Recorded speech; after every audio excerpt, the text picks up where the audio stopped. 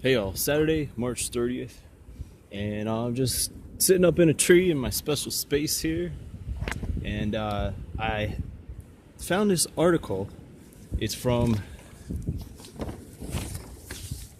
the Times Union, which is a local Albany, New York paper. This is from December 7th, 1967.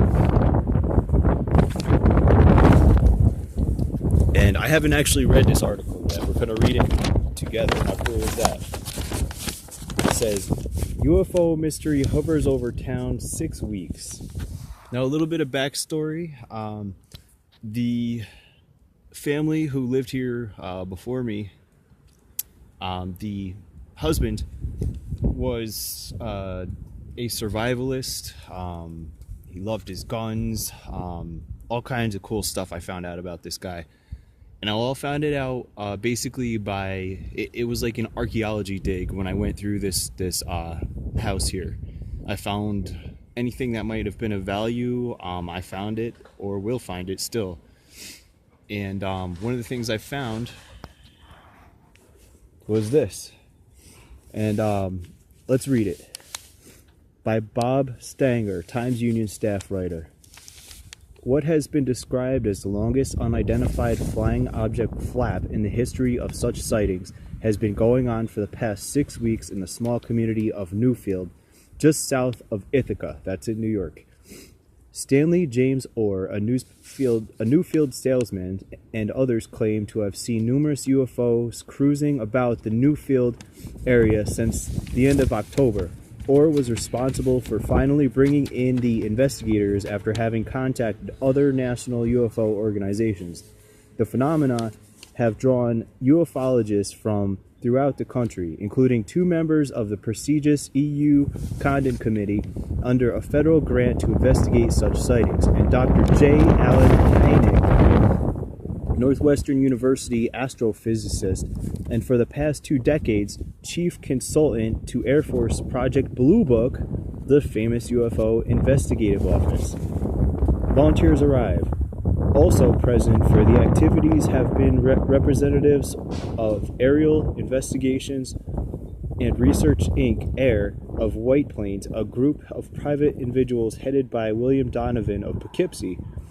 Members donate their time to seek after UFO phenomena because of what Donovan admits is a driving curiosity. One of the high points of the UFO investigation was a session at the home of Miss Beatrice Warris of Benjamin Hill Road, Newfield, attended by Hynek, 2 Air Force officials from Hancock Air Force Base at Syracuse in New York, people from Air, and some 30 residents of the area, all of whom claim to have seen strange things in the skies.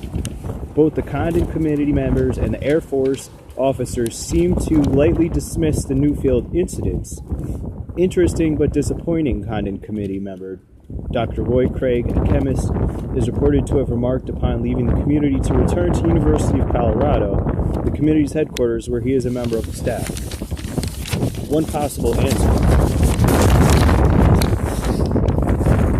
Air Force officers, Lieutenants Gerald White and Dennis Egan, have been quoted as saying that 2 of the Air Force's hottest new craft, the YF-12 and the F-111, are being tested in the area, thus implying that visual effects caused by these supersonic planes could have caused UFO sightings. However, according to Hancock Air Force Base Public Information Office, there are no aircraft of this type at the base, and neither are any known to have been in the central New York area during the past month. Dr. Hynek, who personally interviewed many of the Newfield area residents who claim to have seen UFOs, is quoted as having seen upon his departure from Hancock Field, "This case has been a revelation to me." Dr. Perplexed. The sightings, Dr. Hynek said, could not be dismissed as resulting from mass hallucinations, nor did they fall into the category of UFO phenomena resulting from natural causes, such as swamp gas. This is not as wild as you may think, the Northwestern University scientist also reported to have remarked during the session at Warris' home. Referring to the testimony of 2 Newfield boys, Donald Shazar, 12, and Patrick Crozier, 10. The two boys said they saw a saucer-shaped craft hovering just over the house across the street from Patrick's home on Main Street, Newfield, on the evening of October 29th. They described the craft as 30 feet in diameter with flashing red and white lights about its rim. Also along the rim of the object was what appeared to be some form of unintelligible writing, they said.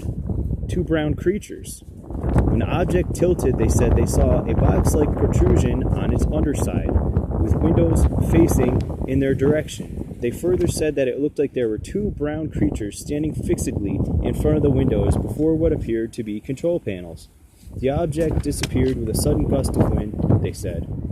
Another Newfield resident who claims to have seen a UFO teaches at a local school. The object he witnessed, he said, slowly traveled the length of the Cornell University campus. He described it as a brilliant white and blue light. Both Orr and one of the war's directors, Barbara, 17, claimed that as the objects they have seen several or more times approach the Newfield area up a valley, animals in nearby farms set up an unruly clamor. Orr said one of the objects he witnessed swerved sharply up to miss an approaching plane. Many will talk. There are plenty of others in the area quite willing to discuss their UFO experiences. A middle-aged woman, an employee of the local county government, related that she saw hovering over the marshy area just behind her rural home an unearthly glow. Her two dogs set up a clamor at the same time, she said. On the night of October 29th, said Danny Jones, 18, he and a girlfriend, Peggy Bauer, 15, were driving up Benjamin Hill Road above Warris residence when a bright light suddenly illuminated the interior of their car.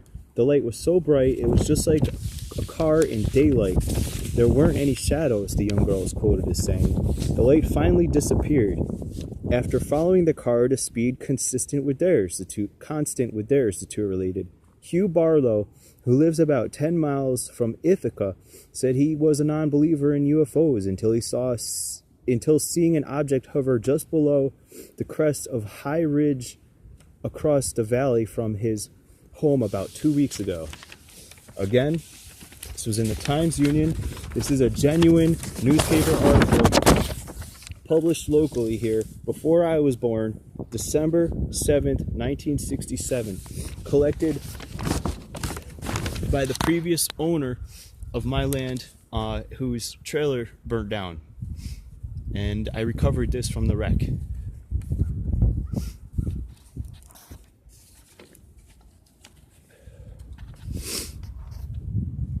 Take care, y'all.